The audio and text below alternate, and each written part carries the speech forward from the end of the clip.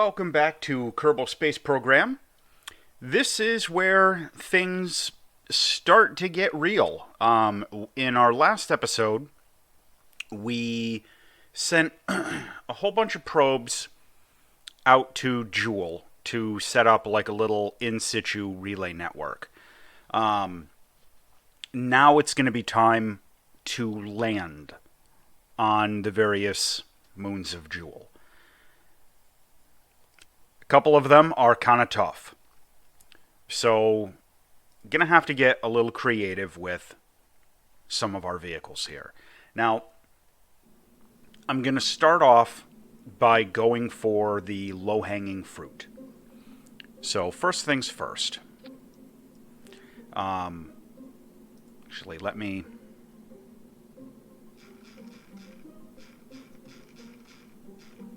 find our universal lander.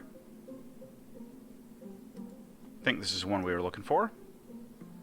Yes.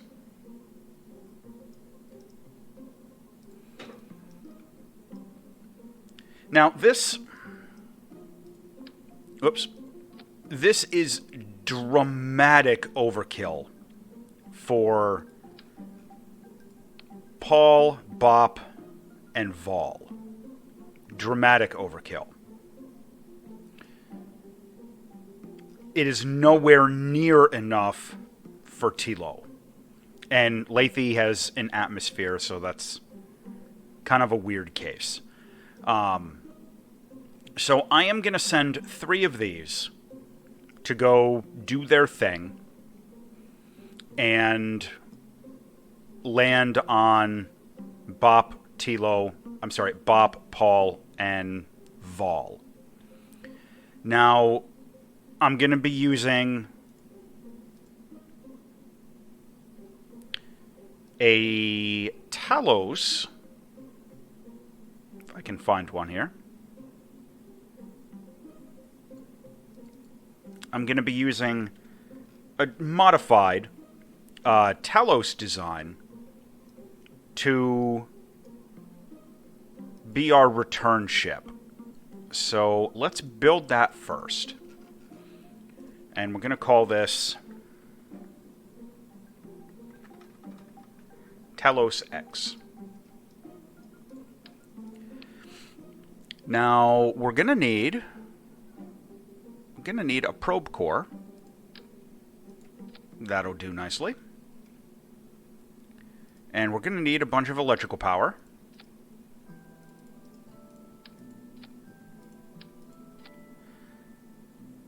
And then we are going to... Where is it?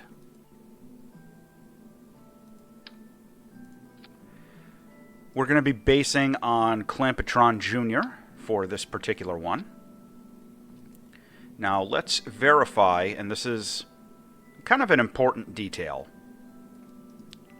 Occasionally with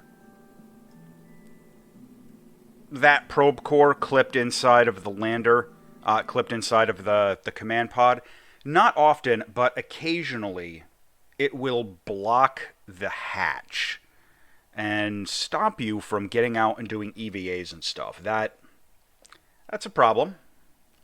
So I'm just going to do a quick launch, verify that our crew can get out and can get back in. All right, good.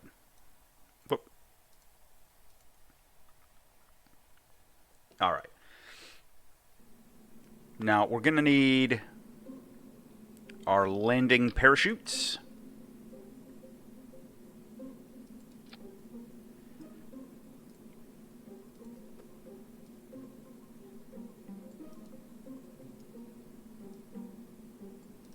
Nice.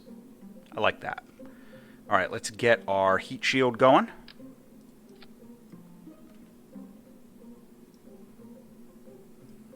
Okay. Now, we're going to be doing Xenon stuff for the return stage here. And by the way, I want to mention something. what I just did there, and you've probably seen me do this a bunch during this career, and you see me do it with the heat shield and with engine plates, where I'll adjust the length to super long, way longer than the engine, then I'll bring it back up.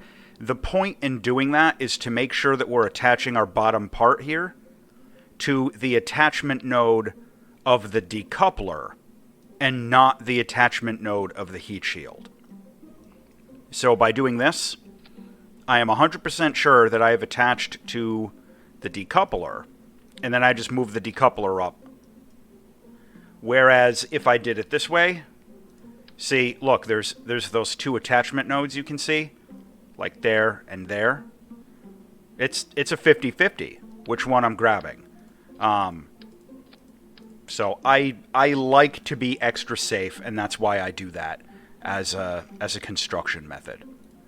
Now we're gonna go a little crazy with our ion stuff. So get ready for some wacky stuff here. Yeah, that's fine. All right. Now what we're going to do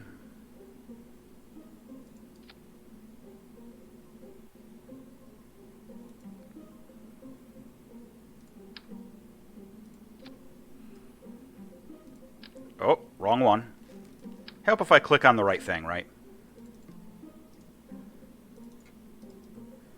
All right, let's pull these in.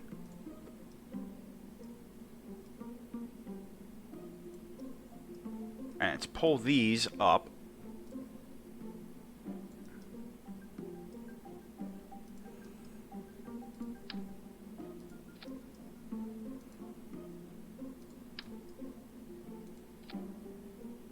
Okay, that is a fair amount of delta V. Of course, you know, it's before all of our electric stuff, because we're going to be adding a significant amount of dead weight onto this vehicle in terms of like batteries and stuff, like you're about to see here. Unfortunately, that's necessary. It's gonna bring our delta V down quite a bit. But when you're doing xenon stuff, you need an enormous amount of battery power. You also need an enormous amount of electricity generation. I like to throw in a stack of RTGs and a bunch of big solar panels. And again, it does bring the delta V down, but it dramatically improves the quality of life out in the field. If you don't have sufficient electrical storage and electrical generation with the ion engines, it's burn, stop, recharge, burn, stop, recharge, burn, stop, recharge, like every 10 seconds. With this, it'll be burn, stop, recharge, burn, stop, recharge, burn, stop, recharge, like every 3 or 4 minutes. It makes an enormous difference. Now you're going to see our delta V came down to 11,000. You've probably noticed with some of these missions, I like to do a little bit of overkill sometimes. I like to have margins of safety, margins of error. This Talos X, if this works out, not only am I going to be using this for Joule, this will be a return ship for some future missions going out to like Eve, going out to Elu and Moho, and so on. And I'm going to do something that you don't see very often. I'm going to go with asparagus-staged xenon tanks.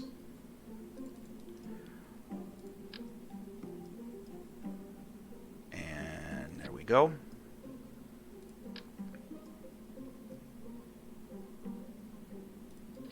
And there we go. So we are adding an absolutely ridiculous amount of delta V with those tanks. May not seem like it, but I assure you that that actually adds a significant amount of delta V. And we're gonna, we're auto-strutted, so that's good. Now this is gonna be, and look at the 500,000. Oh, the ion stuff is so expensive. This is our return ship. So let's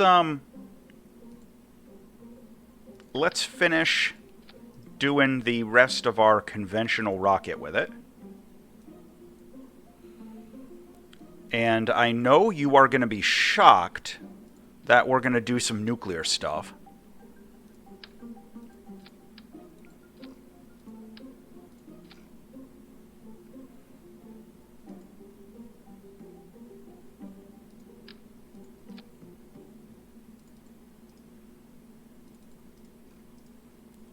And let's get some decouplers going.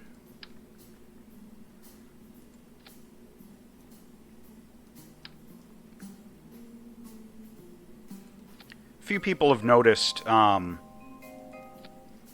I'm a huge fan of doing all this asparagus stuff, and I really am. It's a very low effort way to dramatically improve the efficiency of your designs.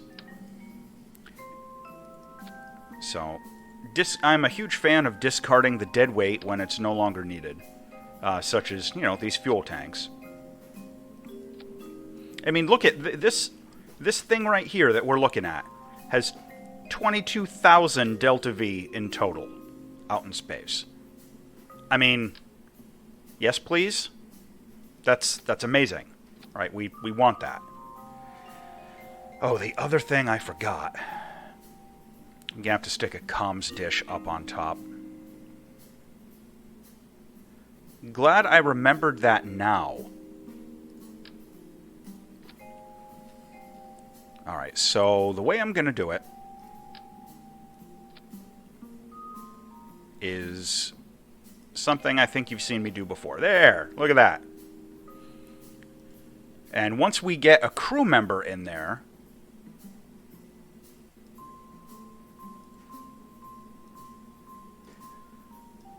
we can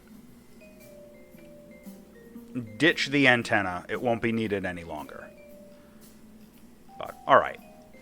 So now we need to get this mess out to Jewel.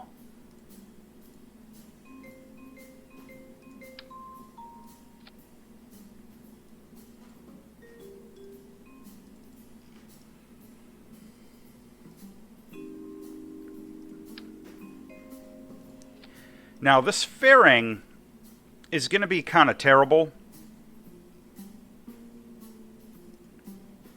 And I'm okay with that for right now. I don't normally like fairings like that. But for right now, I'm just going to roll with it. And there's a method in the madness. Here we are.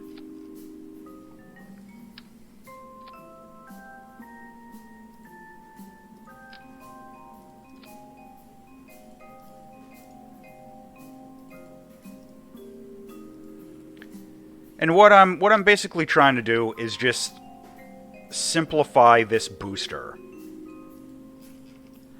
I'm literally just going to throw a Clydesdale onto the bottom of here. Move it up a little bit. And then throw some more SRBs onto the side of the Clydesdale.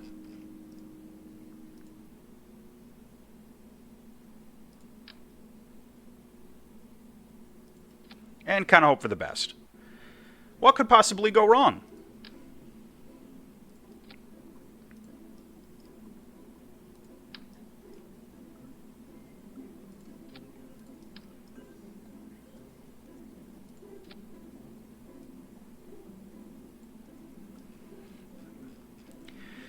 Now, this has the advantage of being very cheap.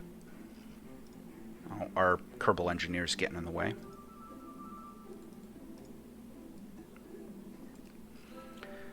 I don't know offhand if this is going to have the thrust we need, but we'll find out relatively quickly. And we're going to do some extra struts.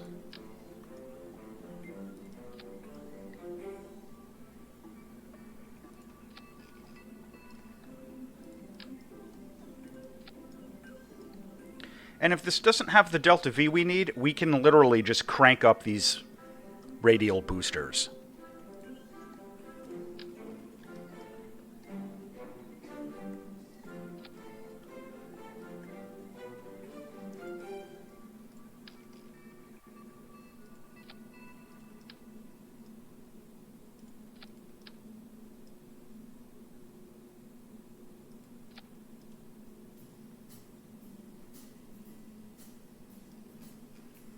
That should be sufficient. Sorry, I've been talking a lot today. Alright, now we're going to do our good old clamp stuff. Now that is a technique that I think does not get used often enough. Doing clamps directly onto the bottom of some of the rockets. That actually provides a significant amount of stability. Now, this is going to be a Wobble Master 10,000 here. And yeah, it's not going to... Oh, crud. There we go. So I'm just going to be literally adding in a whole bunch of extra struts like you're seeing here. Like, as far as I can get them. Because this is going to be a wobbly rocket.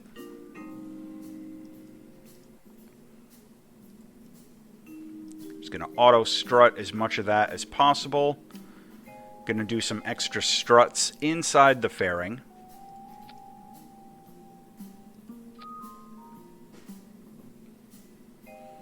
Alright, so make sure we're empty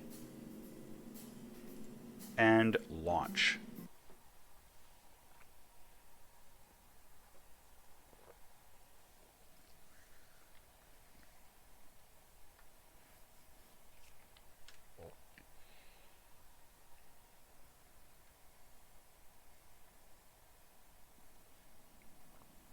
Come on.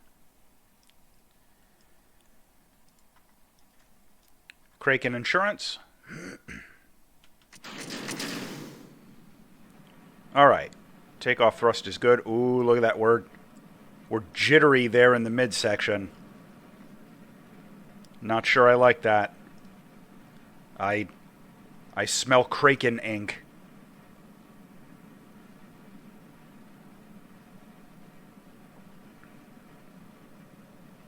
Alright, I'm just going to hope for the best here.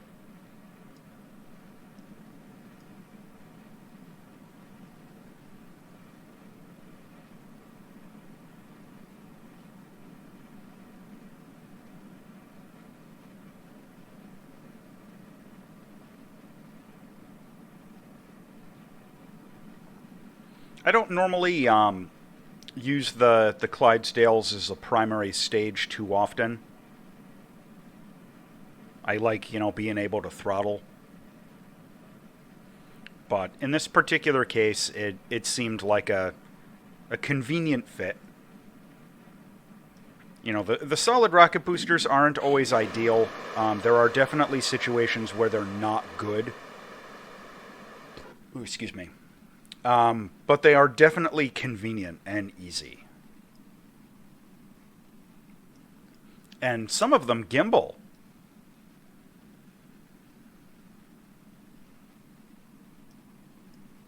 Alright, so that got us up into space. That's not bad. And this will easily circularize our orbit.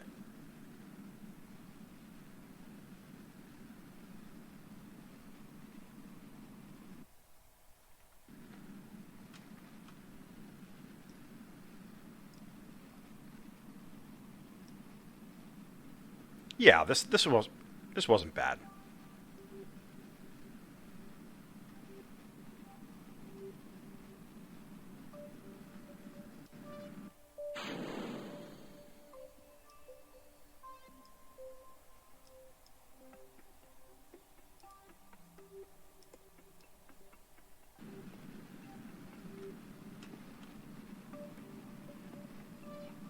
And again, I like to use the skipper in an upper stage like this. It's slightly more efficient than a couple of the other popular options like the mainsail. The downside is it has slightly lower thrust. And I may have actually... sorry, my throat. Probably got the COVID or something and don't know it. The downside is that occasionally, because of its low thrust, it doesn't have enough oomph to get, you know, heavy upper stages like that into orbit. So anyway, this is in orbit. This stuff has more than enough delta V to get where we're going out to Joule. So now we're going to go back and start doing some landers.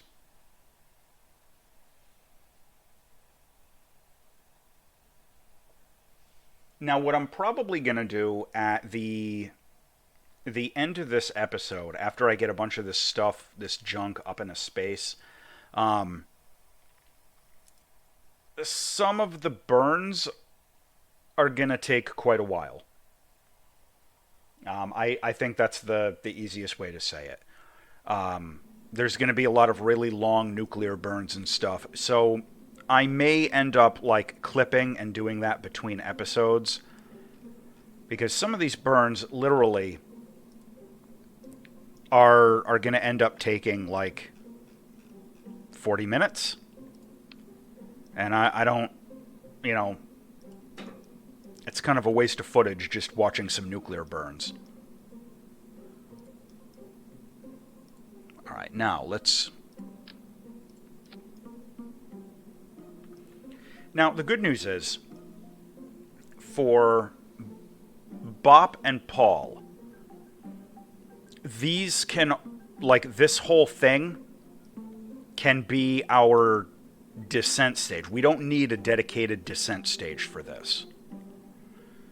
So we can go straight into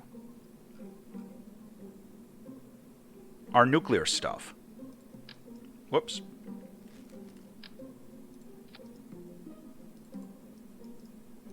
But you know what we should do? We should do this. There we are. All right. Oh, and you know what this is missing? This is missing some solar panels. Kind of a good detail to be able to get some electrical charge, huh? Kind of a good thing. Kind of want that. All right, and I'll end up doing some retractable ones in a moment, but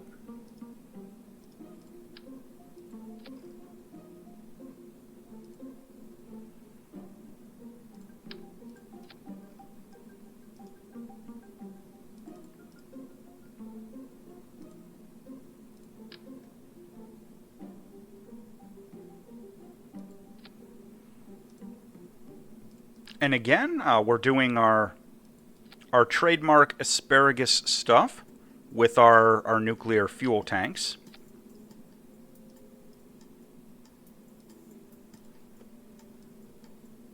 Just going to move those up a tiny bit so that the shroud from our nuclear engine doesn't cause any trouble. And we'll get some struts going. Yeah, nothing there that is going to cause a problem.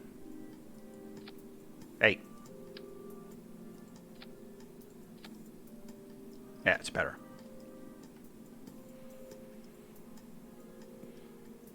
Check our staging. Okay, so got to get this to Joule. And looking at our delta V, we have significant delta V.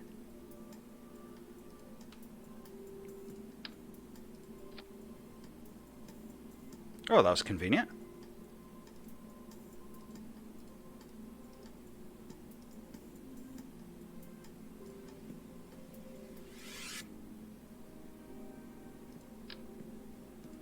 Alright, so I'm going to go with a slightly larger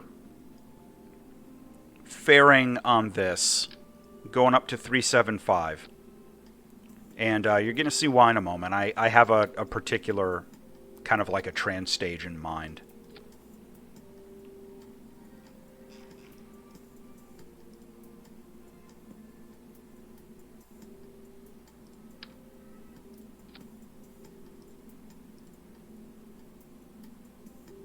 Where's my engine plates? There we go.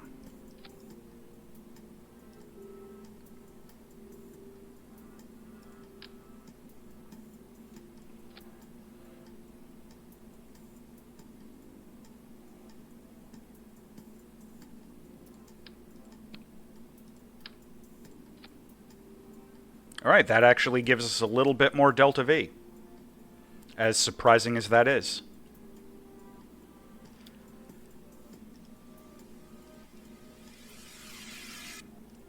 Whoa.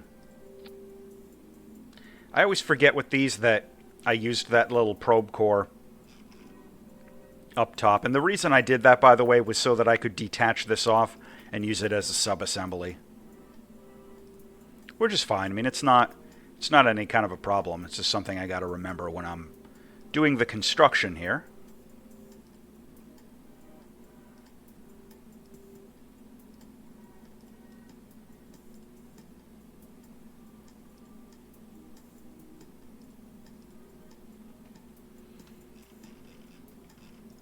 Okay.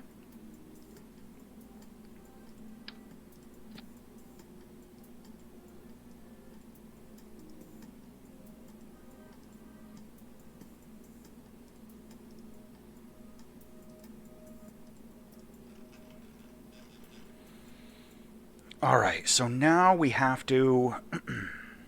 we got to get this monstrosity... Whoops. Not the big chunky tank I was looking for.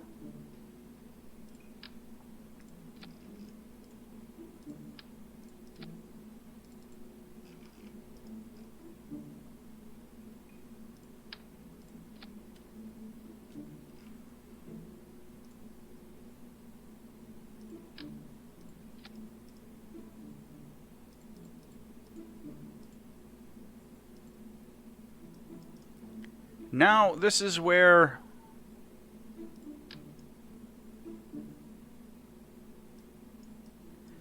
Come on. There we go.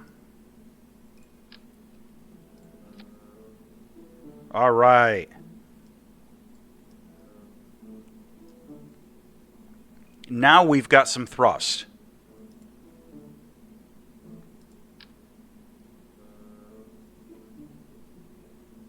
And in just a minute, we're going to have some Clydesdale boosters. I know you're shocked.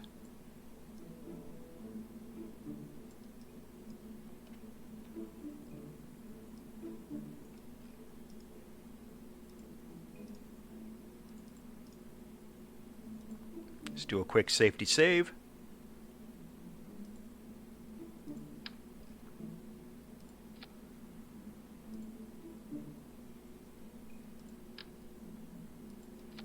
Find our big chunky liquid fuel engines.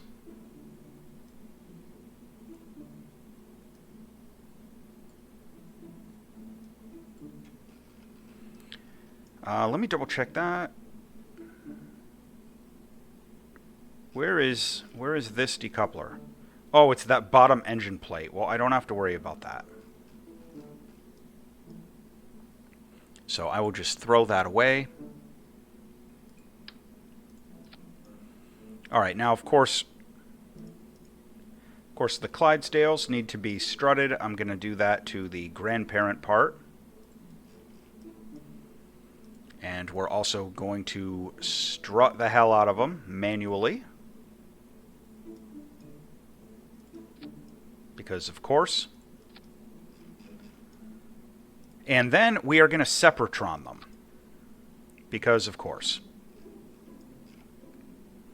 And not for nothing, we're also going to fin them.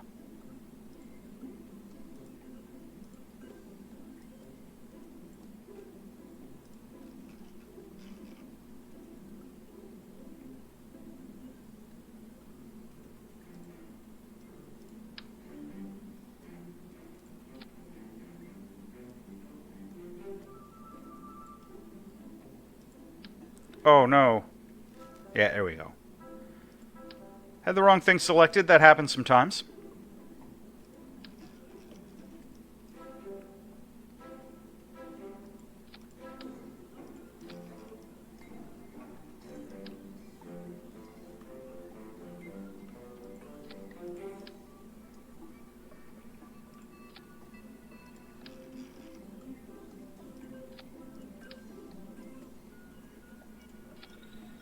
And it's possible that all those Separatrons and stuff aren't strictly necessary, but you know, I like to play it safe with this stuff. I'm always more paranoid than maybe I need to be about the radial boosters coming back and smacking the side of my booster.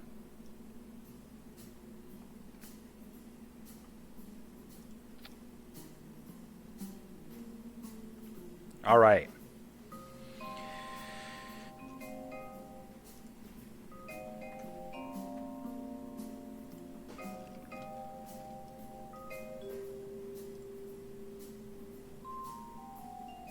All right, Roball. Let's validate this design. What am I forgetting? I can't think of anything.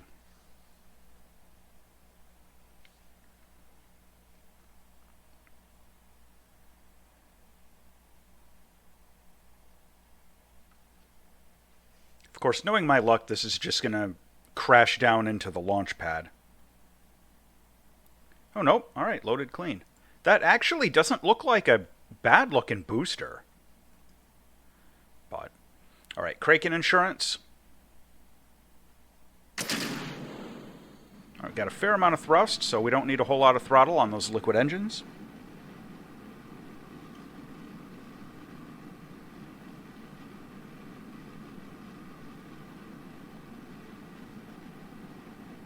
And we'll start doing our gravity turn.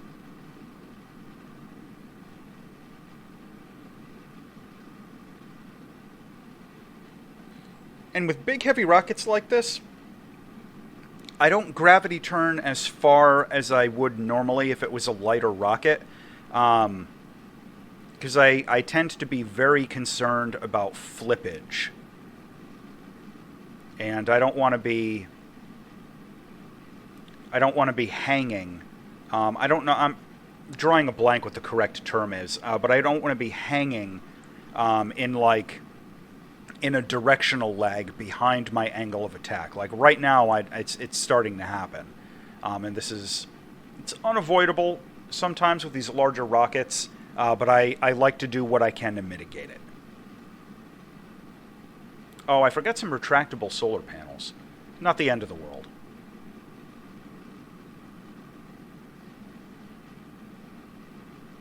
All right, this design's actually working pretty well. Whoa. That was interesting. Did I do some of those Separatrons in the wrong direction? I'll have to check that in construction. But so I'm only halfway done with my first stage there.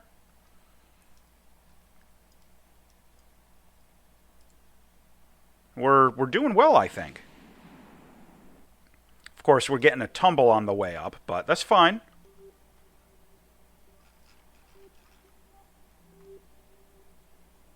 No big deal.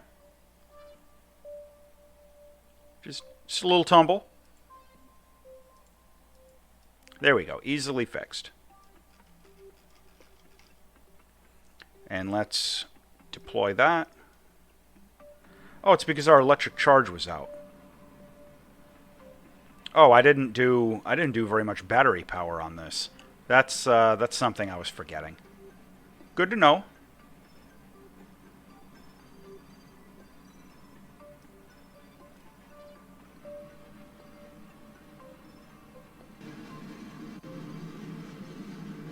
Not going to be the end of the world, but it is something I will have to remember. Did I remember like any solar panels at all on this?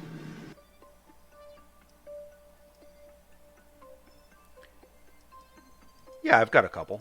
All right.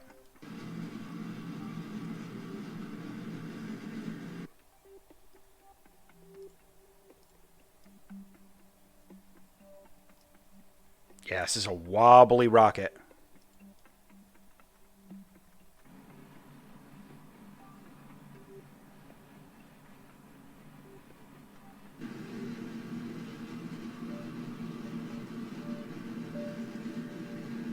And come on, circularize for me. Oh, almost. That's fine. This stage has a fair amount of delta V.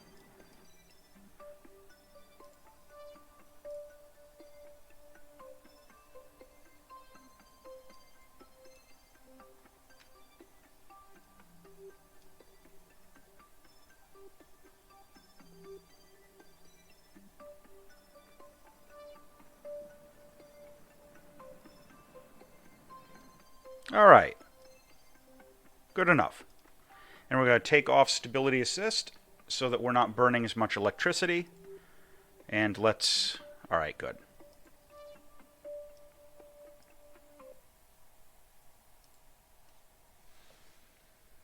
So that was Bop. Now we'll do Pol. But I'm going to add a couple more batteries onto the design just for good measure. Nothing too serious.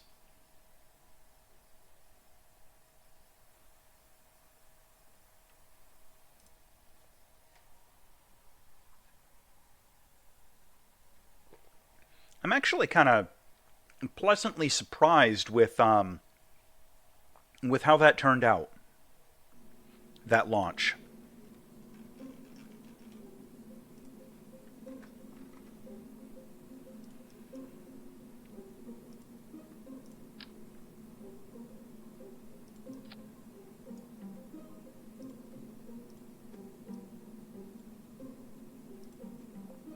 There we go.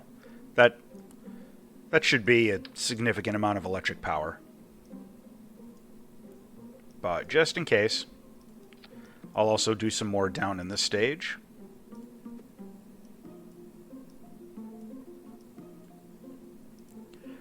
And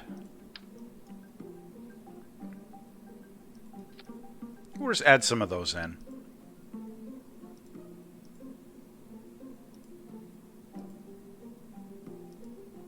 There we go. All right, who's up?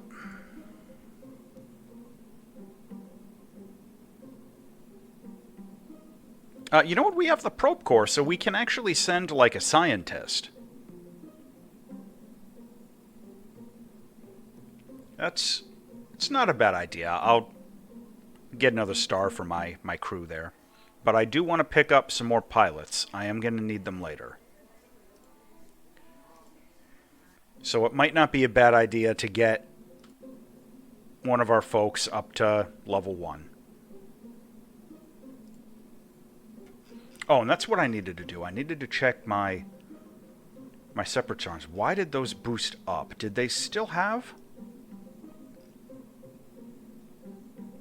Did they still have some fuel in them when I staged?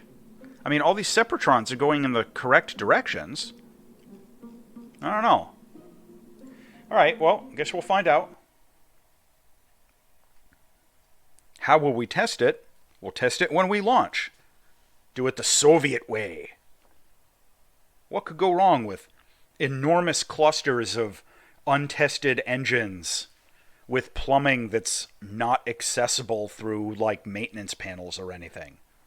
What could possibly go wrong?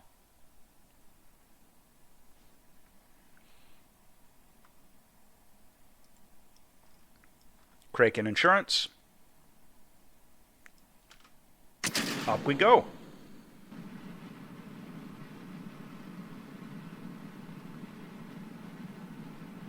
And the advantage of having a standardized design like this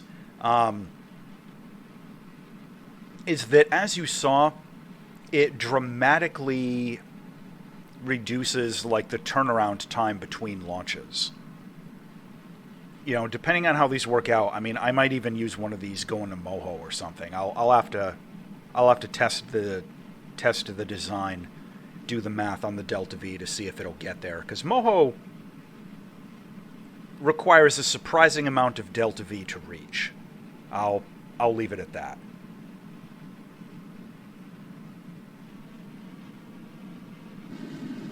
Let me do this. See if it makes too much difference.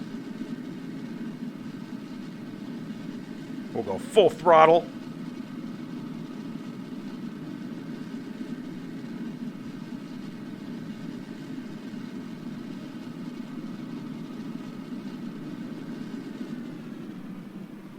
Alright, gonna scale it back.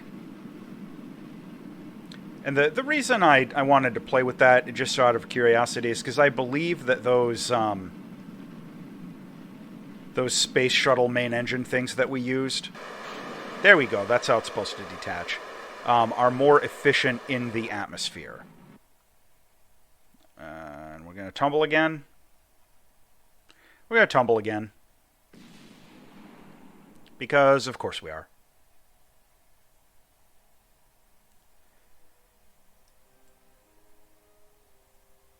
But luckily, a time warp will remove all of that leftover lateral rotation.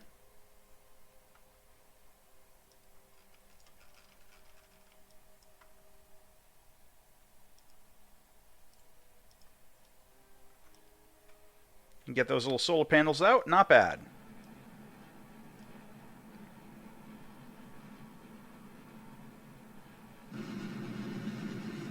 Okay.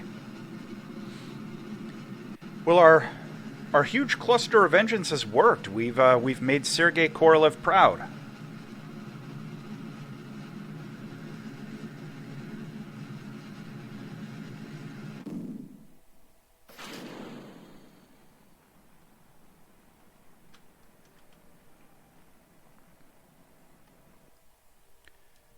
All right, and we've got a good orbital path. We'll just cancel out any leftover momentum. Cool.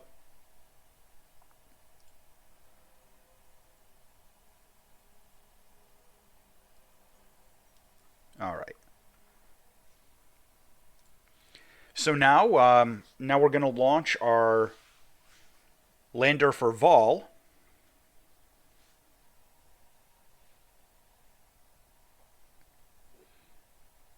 And hope for the best.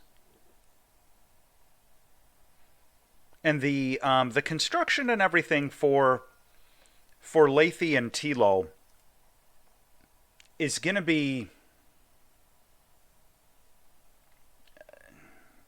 may take a little while. So I'm not going to do those in this episode. I'm going to do those next, and probably individually.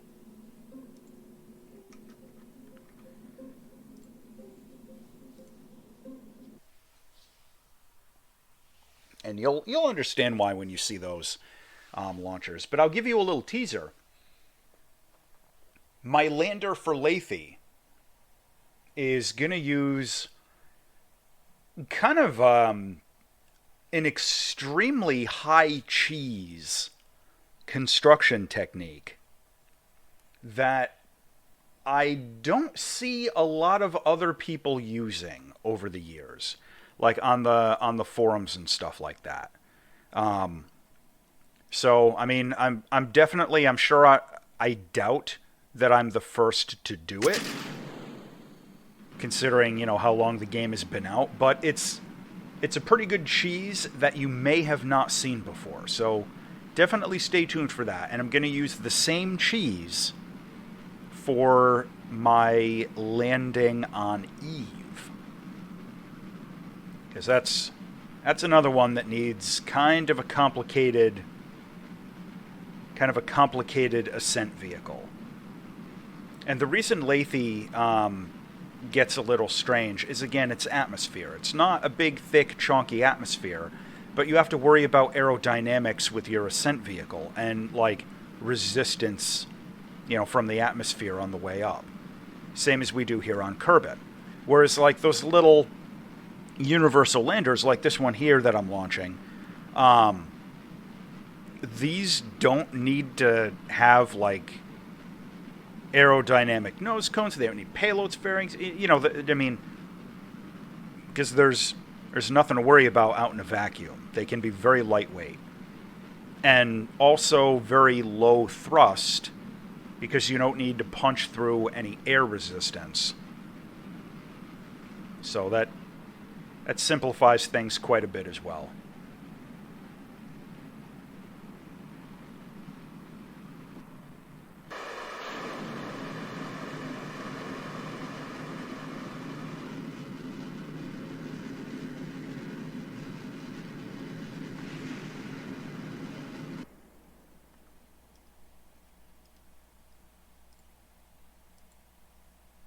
I hate doing physics warp on a big chunky rocket like this.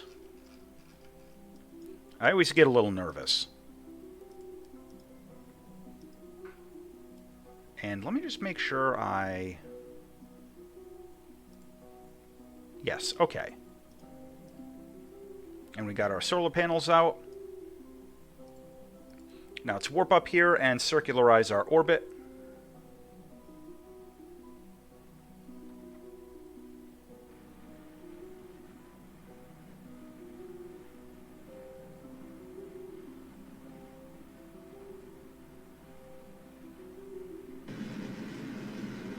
As a wobbly rocket.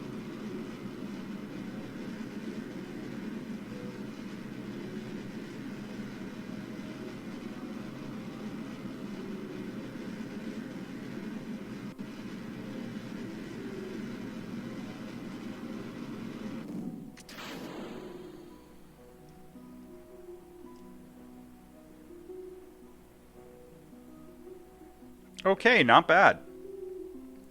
Now, let's check out Jool.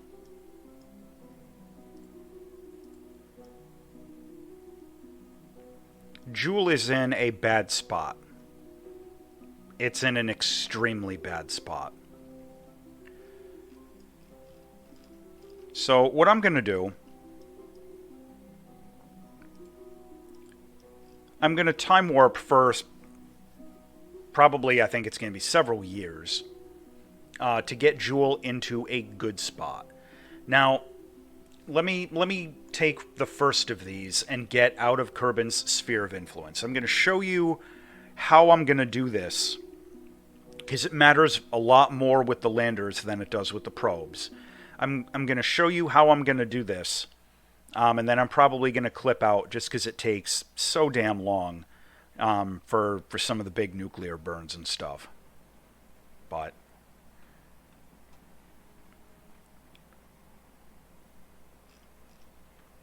let's get out of Kerbin.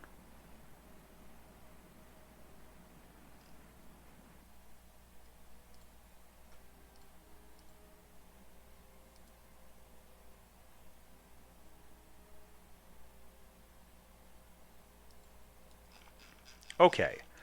So, oh, that's fine. I'll deal with that in a minute. There. So here's Jool, right? And you can see our ascending and descending nodes.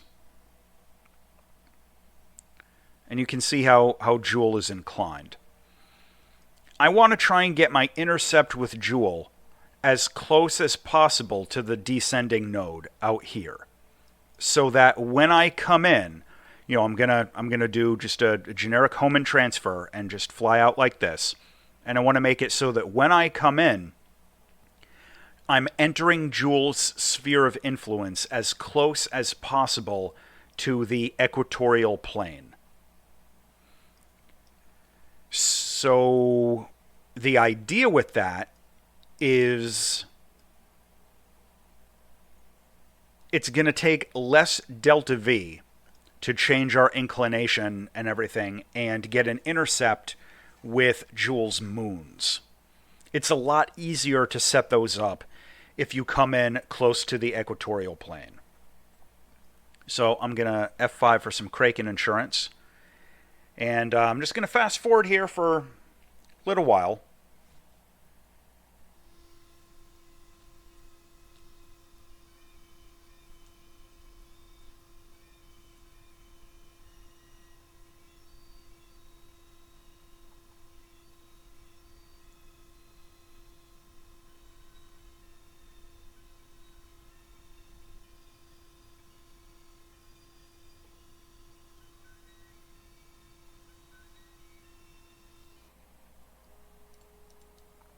All right.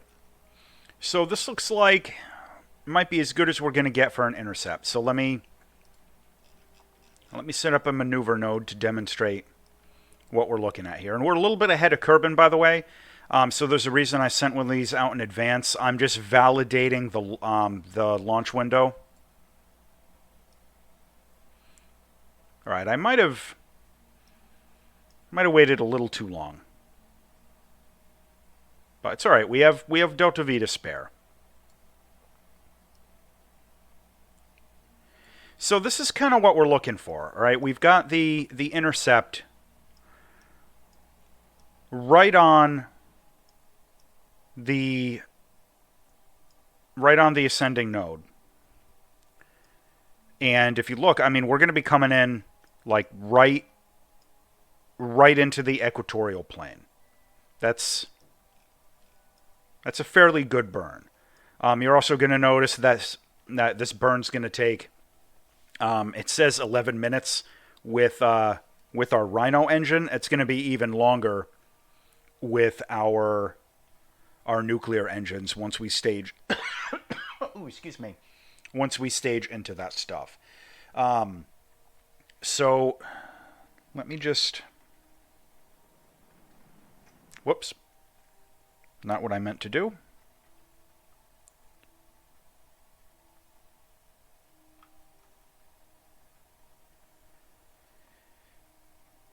Just screwed everything up.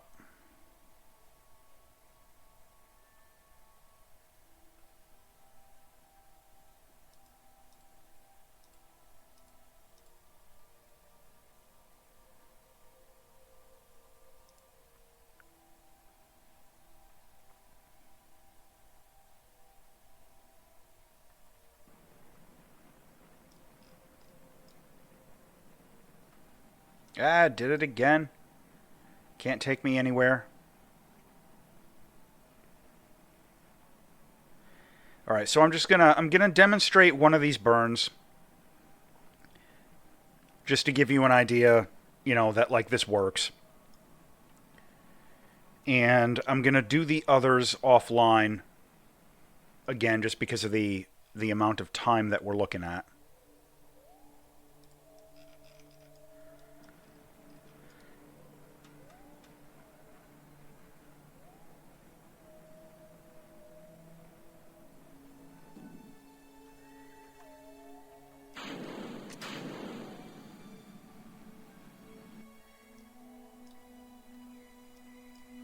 All right, now we're staged into our nuclear stuff.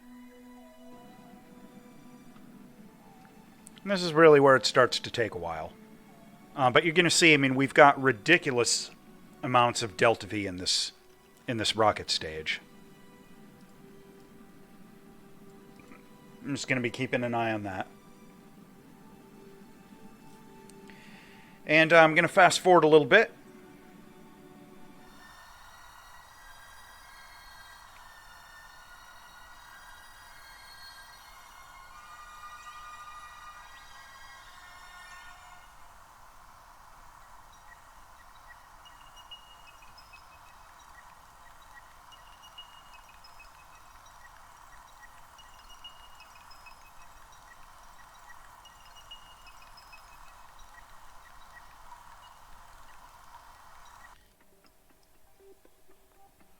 All right, so we've got our intercept. Again, the camera controls are a little rough, but our periapsis, 900 million, 3-year flight. So that's not too bad. And what I can do is, like, once I get a little bit closer and I can do some better camera work, like out here, I can do some really fine-grained maneuvering. Like this kind of stuff. To bring our stuff in even closer to the equatorial plane. So I'm going to clip here, and I'm going to spend the next half hour, 40 minutes, doing that same burn with our other landers and our Talos X. So when I come back, I will have these landers out to their appropriate moons and stuff. out to their appropriate targets. Again, just because it's not going to be too exciting watching all these nuclear burns. So I will see you in a couple of seconds for you, about an hour for me. Okay, welcome back again. So yeah, that took over an hour. I got all my stuff where it needs to go. I got my Vall lander, my Talos X, here to Vall.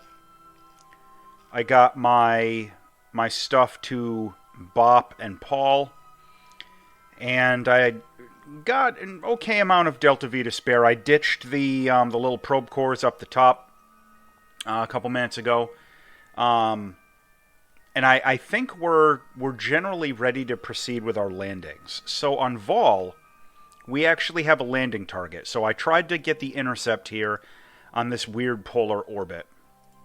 It's going to make the intercept with the Talos X a little strange, but we still have an enormous amount of Delta V left in that thing. So, let's see which way the planet is rotating here.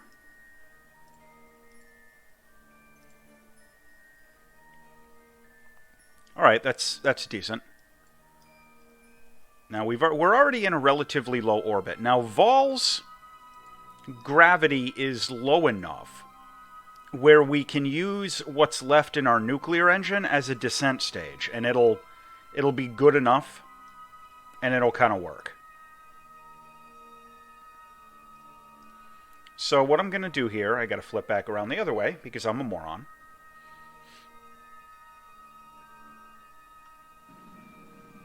First, I'm going to do a little adjustment there. Nothing too serious. And the target we're going for is on a relatively large, like,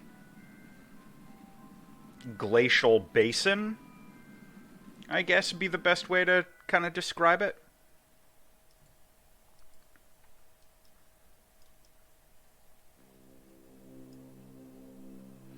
So our landing doesn't have to be super precise. Like, as long as we get within, like, 3 kilometers, I can have Jeb just go walk.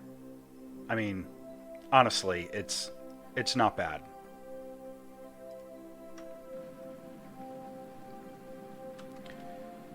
My only worry is that the nuclear engine's thrust is very low.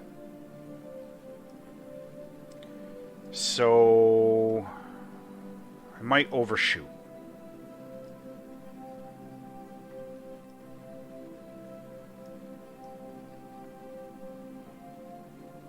Yeah, where we're going, I think, is like right up in here. Oh no, we're directly over it, so it's down there. Alright, so yeah, we overshot. But I'll see if we can fix it. We still have a fair amount of Delta V left in our nuclear stage. So I might be able to reverse direction and get us over there. If not, that's gonna suck.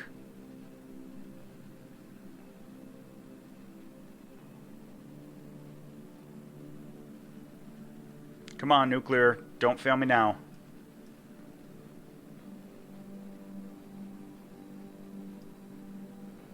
Get me back over there. And again, the good news is we also have a pretty significant amount of Delta V in our lander. We have way more than we need to actually get back into orbit and stuff.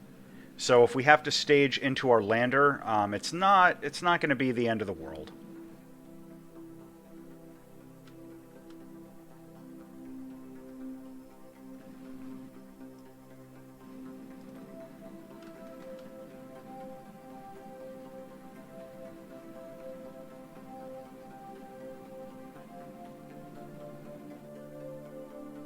Alright, and we do, but that's fine.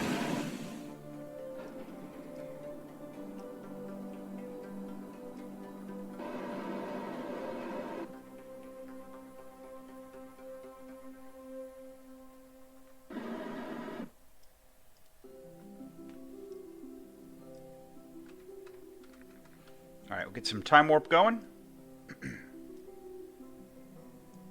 And I think that's it right there. Oh, no, that might be one of the geysers.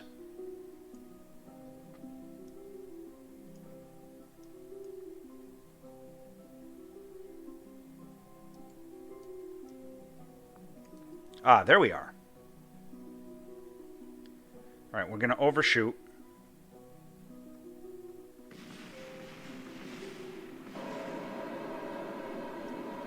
It's okay. Not a problem.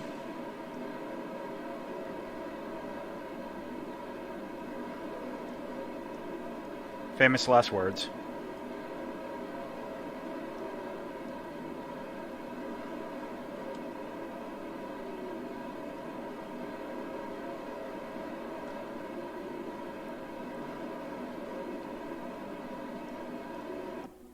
Yeah, it's fine.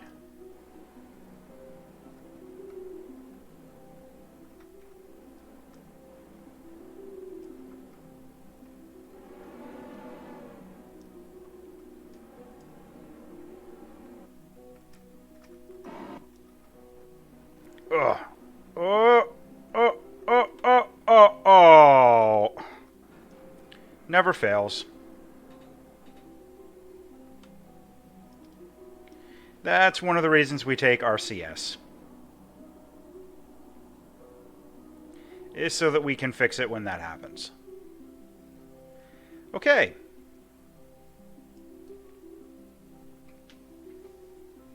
So we've landed. How far are we? Not far. A couple kilometers. I am just going to have Jeb get out and run. Rather than send a whole new mission here. I mean, you know, we're close enough.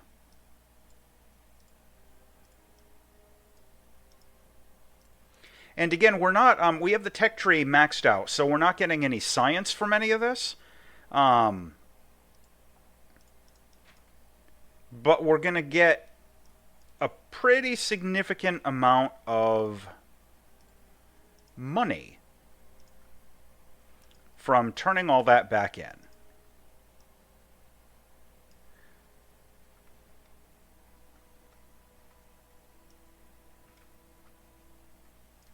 All right, Jeb, just over that hill. Let's jump it.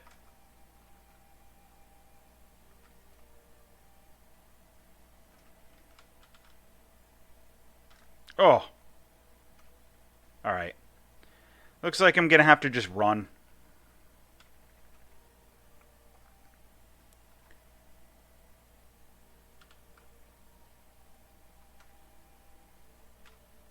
And I'll speed this up because it's going to take a little while to get over there.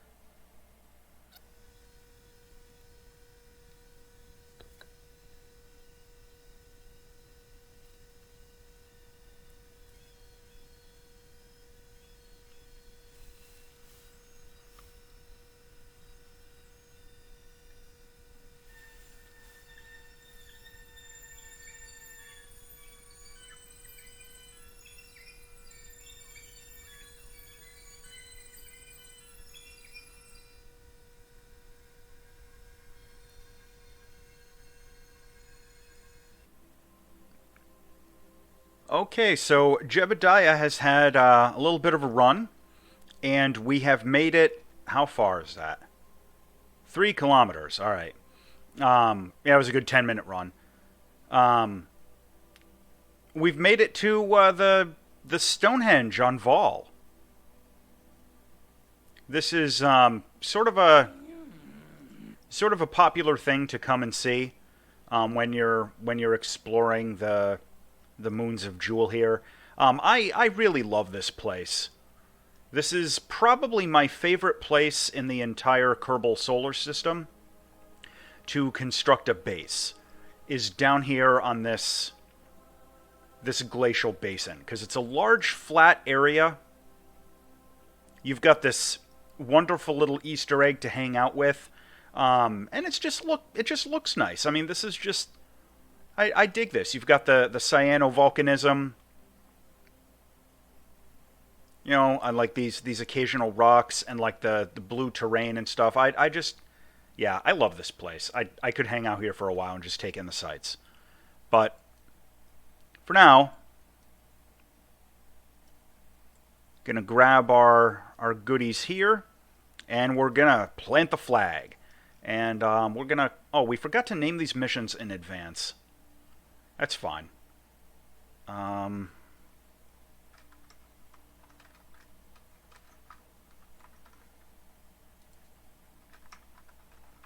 Valhenge. All right. So now begins the run back, and I will time warp this again for you because it's gonna take a little while.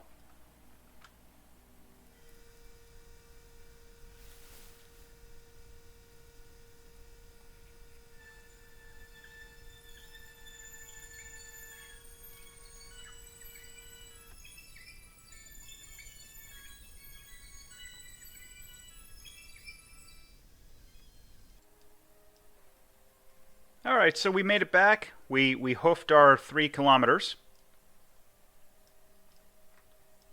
And that's why we bring a ladder here. We don't technically need one. We could have jumped up there. But with Vall, I always bring a ladder just all the same. And we'll pull that up. Now we get the fun job of trying to take off and rendezvous with Talos X. There's a good chance that I'm going to have to switch to Talos X and do some crazy inclination changes and stuff and do the rendezvous from the Talos X. Just because I don't know the amount of delta V we have in this. I'm not entirely sure if it's going to be enough to do an inclination change.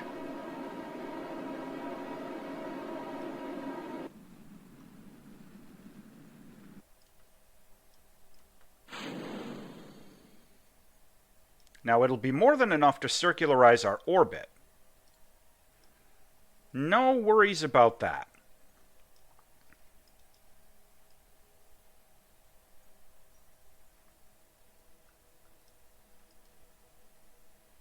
Come on.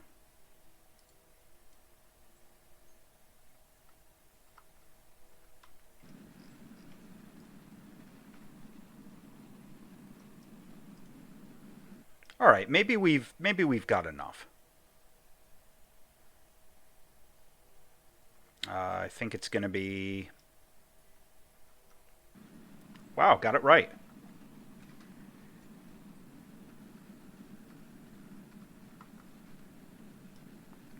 All right, I underestimated the delta V in my little lander here. That's okay.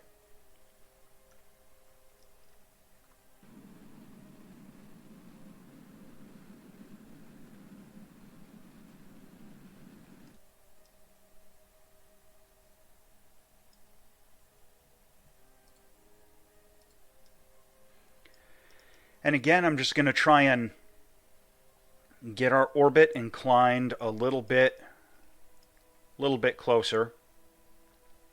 And you're seeing here, right, the amount of delta V I had in this lander. I mean, as I mentioned, you know, we could do that sloppy landing 3 kilometers off target, and it was no problem at all. Pol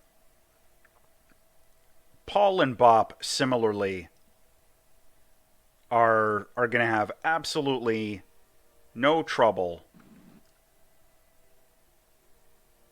rendezvousing with the Talos X, almost like regardless of whatever kind of orbit we come in on.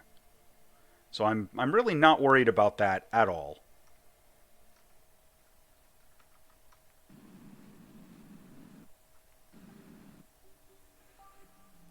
All right. Kraken Insurance.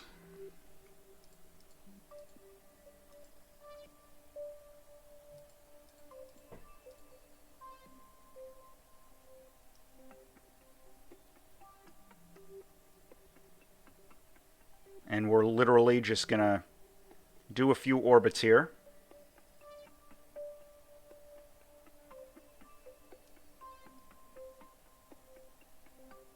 till we get caught up with the Talos. And the reason I'm doing some of this from the Vall lander, perfect, is it's a smaller craft, and these burns to, adjust the intercept are going to take a lot less time, because we have a higher thrust to weight ratio with the lander than we do with the Talos X.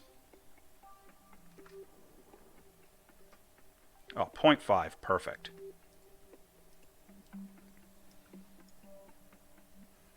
Oh, look at that. We got Tilo and Lethe off in the background. Beautiful. All right, there's our thingy, 1.7 kilometers away.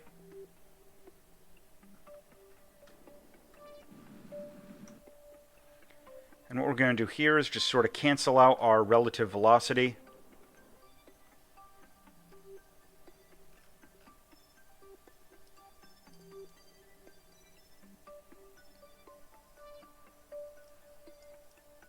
Pretty standard kind of intercept stuff.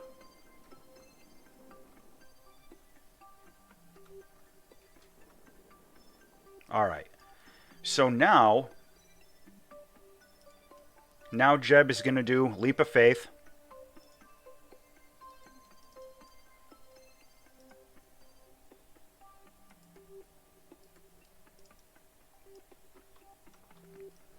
What could go wrong? He's all excited, even though he's out here on this insane spacewalk, just begging for death.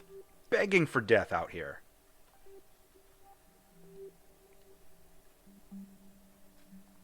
But this sort of thing is, I mean, if I had bothered to try and do a docking here for this crew transfer, right? I would have had to design both the lander and the Talos X completely differently, with all sorts of RCS nodes correctly placed on the center of gravity and all that. And a bit more delta V to account for, needing to do more precise intercepts and everything.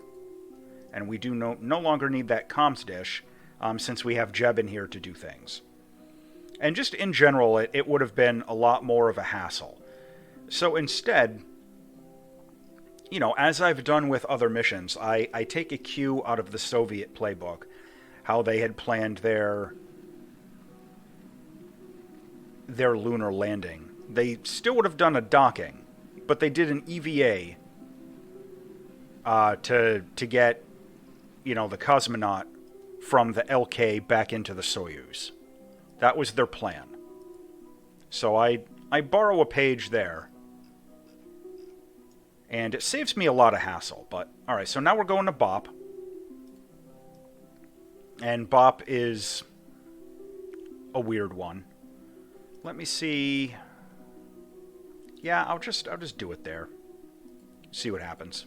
Oh. Looking at time warp, not add a maneuver. Alright.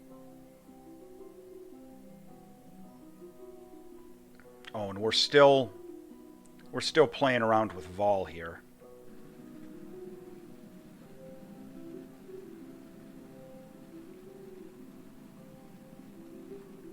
I'll fix that in a minute.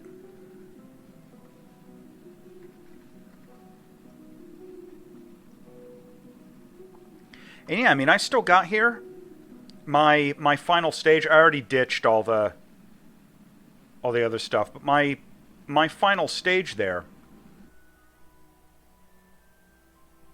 Oh, it's Tilo.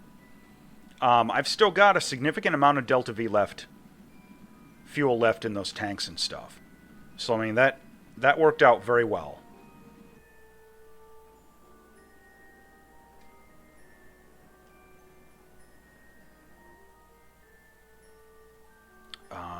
That's going to be like a weird double intercept. Tilo gets in the way so bad. I mean, look at this nonsense. Ah.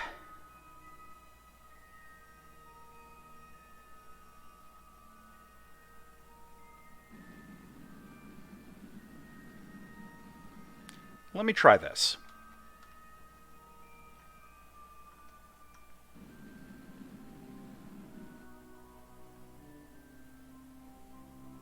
Well, that would be great if we were trying to do a gravity assist on an escape from Jewel, but we're not. We're trying to avoid Tilo entirely, but it's not cooperating. I hate it when this happens. Well, you know what we'll do?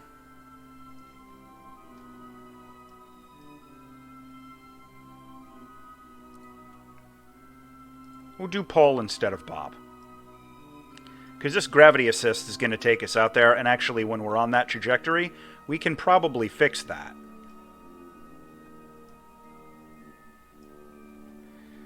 So,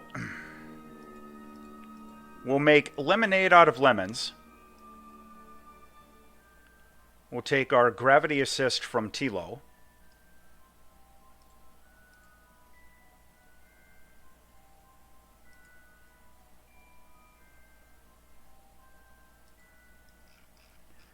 Okay.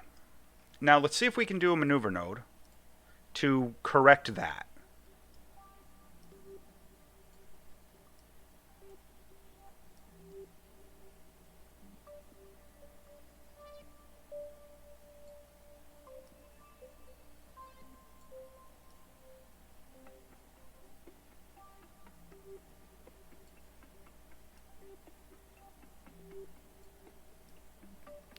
It's going to be weird, but I think we can do it.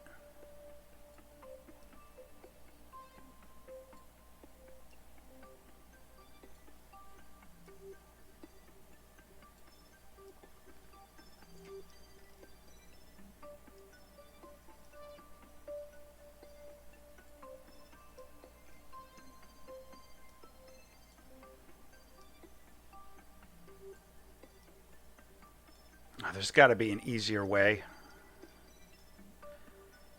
What about...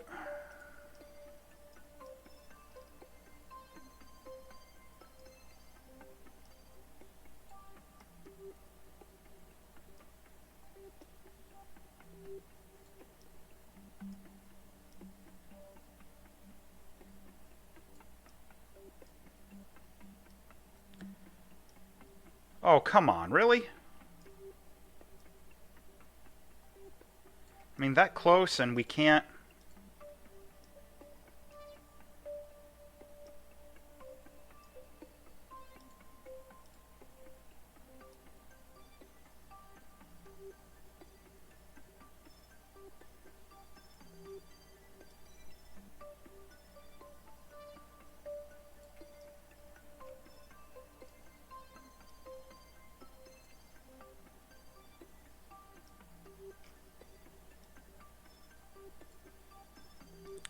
That looked... That's promising.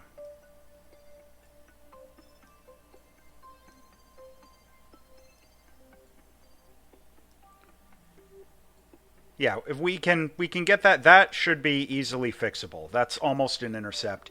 It's just the way it calculates the the patched conics is going to be a little stupid. So that's fine. I'll work with that.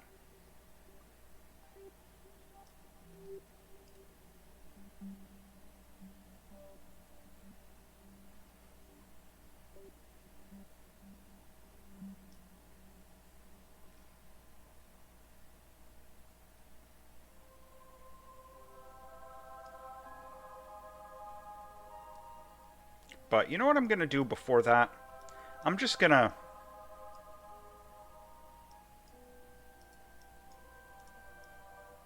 What's the Delta V going to look like?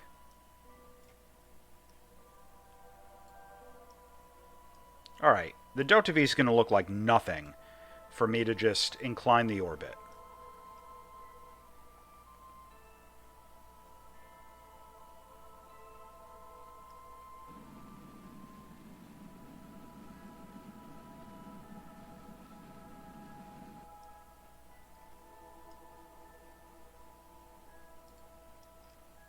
Okay. So now,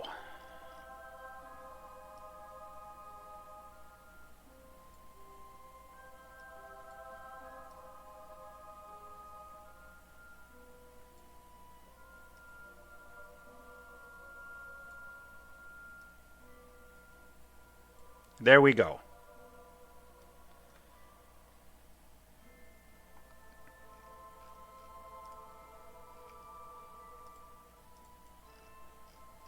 All right. So if I can get that intercept set up, I can fix that back there.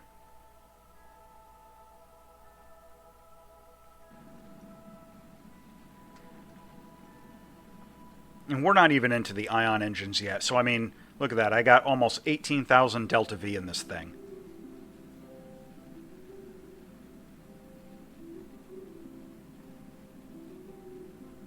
So doing like really sloppy corrections and stuff like this, not a problem with this mission.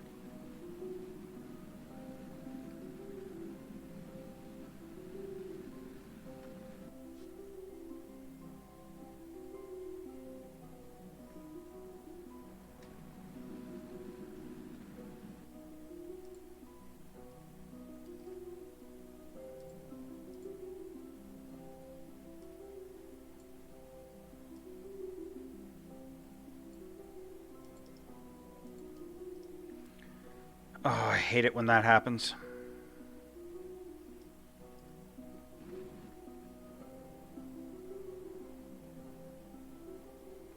Perfect.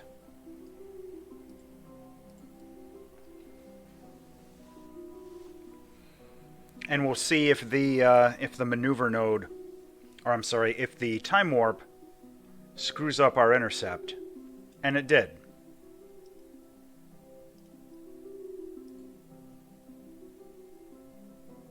How did that happen?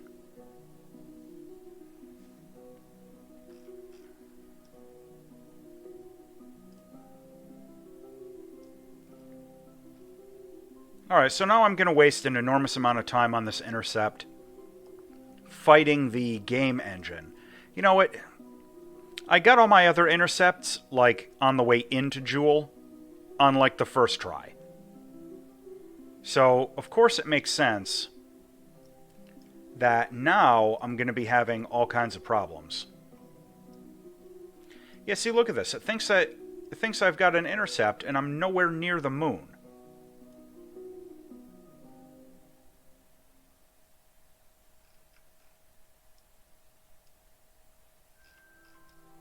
Ugh.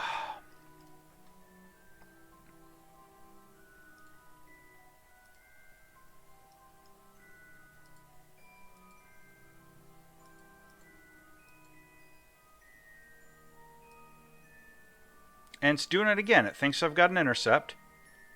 Maybe this time it actually means it? Okay, this time it might mean it.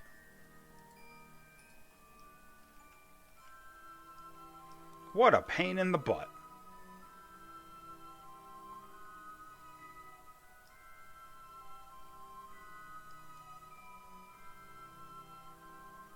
Alright, because that was a big hassle, I'm going to do F5 for Kraken Insurance.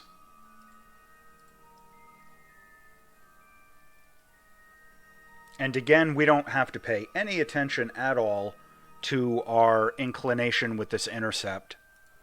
Because the gravity is so low and we have so much delta V, we can just fix it in situ.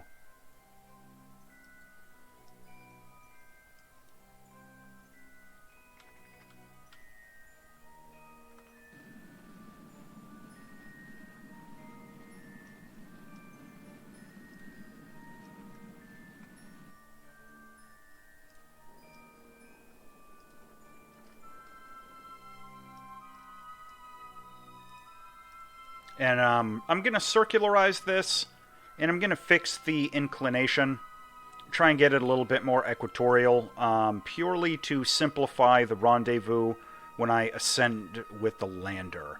And I'm going to try and land the lander somewhere on the equatorial plane.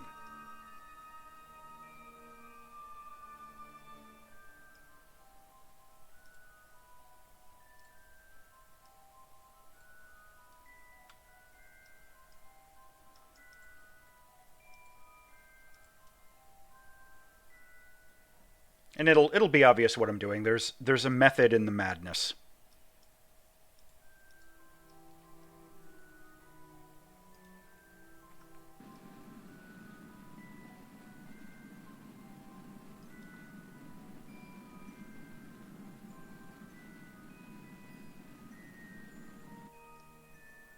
Cool.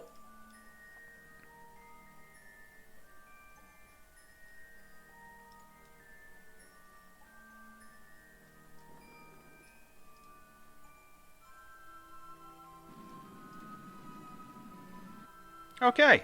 Not bad. So now let's switch over to our lander.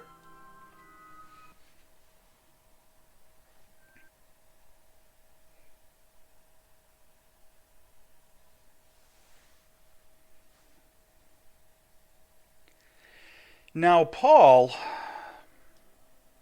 is is a hot mess. Um, this is an easy moon to deal with in terms of like delta V and everything. Um, but in terms of the terrain on the surface, it's a bit more problematic. So what I'm going to do, well, first let me do this.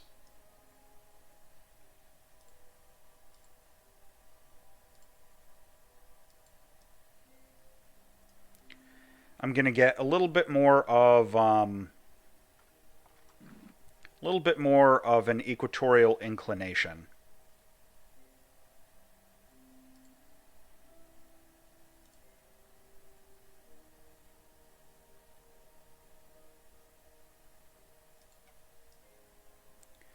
Just so that we can try and get an equatorial landing site with a little bit more flexibility and a little more simplicity.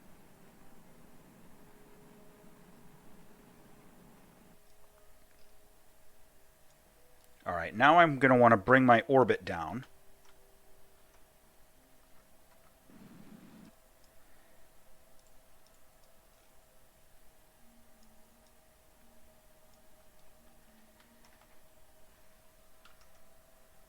And the issue here becomes that finding a stable landing site on Pol has always been a bit of a challenge. And when I get down to the surface, it'll be immediately obvious why. I mean, this disaster of a moon, this captured asteroid, the surface features are rough. Very, very rough. So I'm going to try and aim for something maybe in that area, that lowland.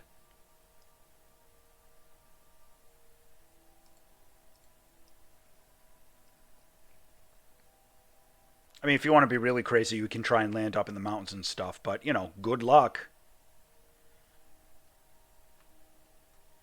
I'm going to play it safe. Because one of the other problems with Pol,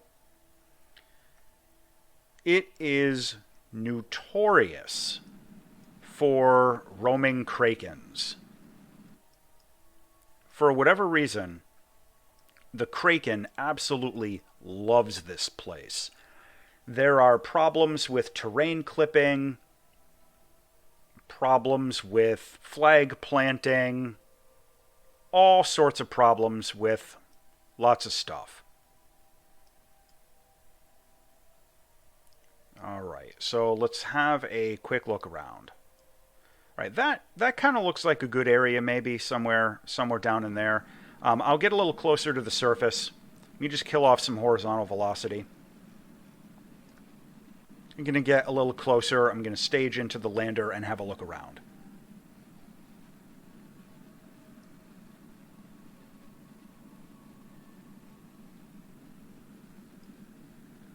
And again, like up here, it's hard to tell how flat some of these surface features are. Because parts of this that might look flat from from 3,700 meters are going to be entirely different once we're a bit lower. And you can see, like, you know, we're in a free fall. Look at how slowly we're gaining velocity. So, I mean, you know, I've got delta V to play around. If I need to hop around a little bit down here to find a stable landing zone, that's not a problem. And here's the other thing. Look at all this crud down here on the ground.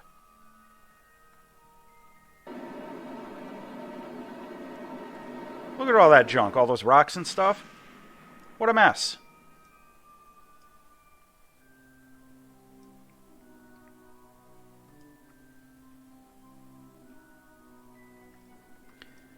You know, we might have gotten lucky.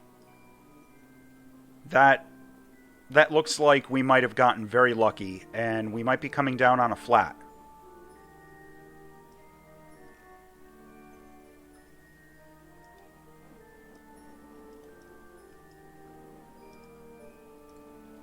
And, you know, just because we can, I'm going to be grabbing some of this.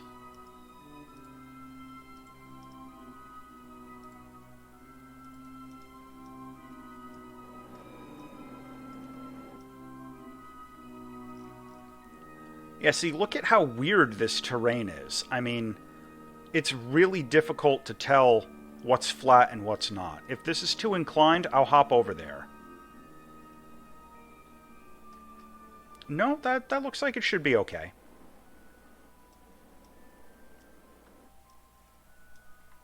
Alright. Not bad. We'll extend our ladder, even though we don't need to. Grab a whole bunch more science from the surface.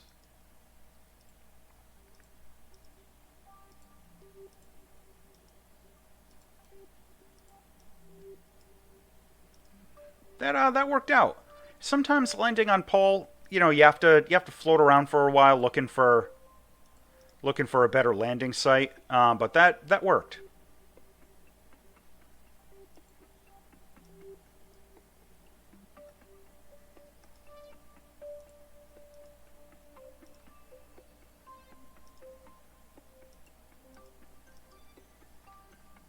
Whee! Do a little backflip on the way down. Because why not?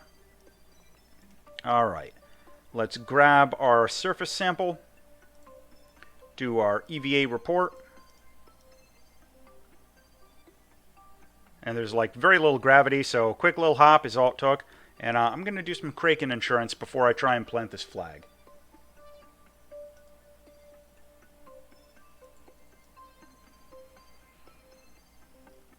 Because sometimes this does not work out well.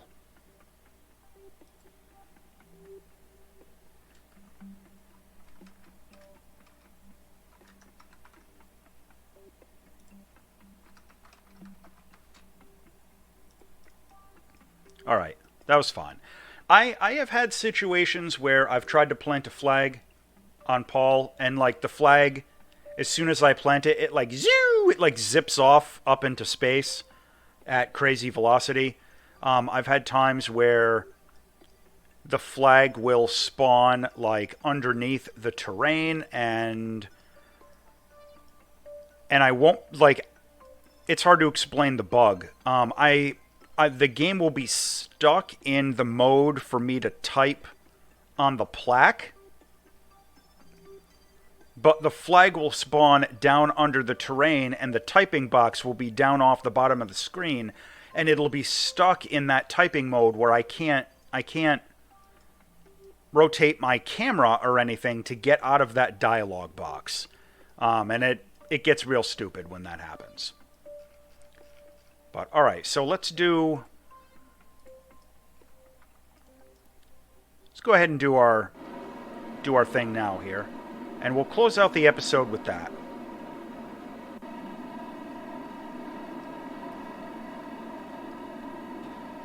We'll retrieve our second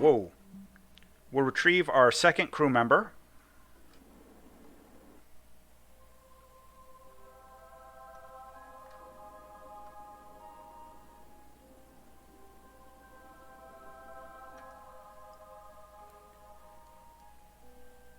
Yeah, just a little bit of little bit of ascent there. You know, the gravity here is so low, we can do all kinds of weird stuff.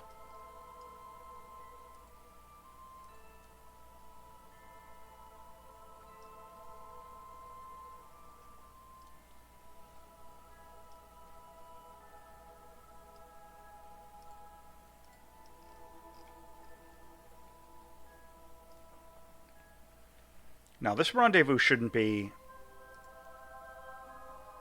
really be any problem.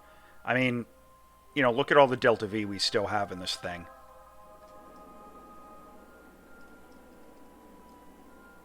You know, this little universal lander I made really is kind of a versatile design.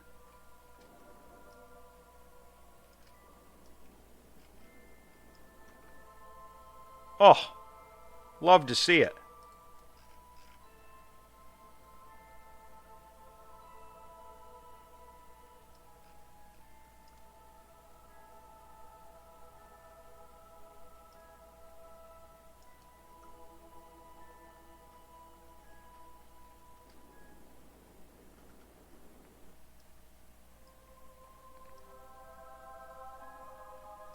.2 kilometers, not bad. So I'm just going to give a quick little toot over in that direction.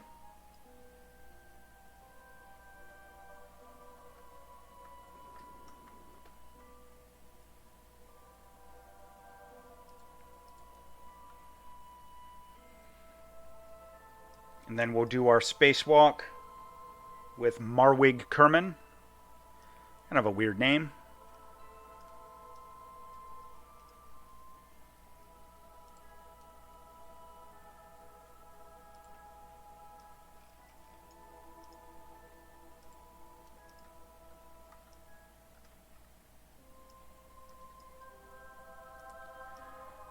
Okay, that went a tumbling. Well, we're done with that one. No way we're going back. Point of no return. Got to do our leap of faith.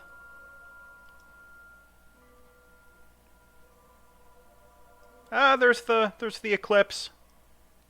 Sorry. I just love the visuals in this game, and with like the visual enhancement pack I've got.